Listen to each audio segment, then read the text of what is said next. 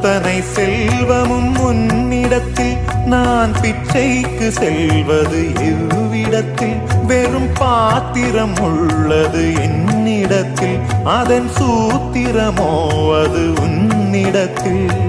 ஒரு முறையா இருமுறையா பல முறை பல பிறப்பெடுக்க வைத்தாய் புதுவினையா பழவினையா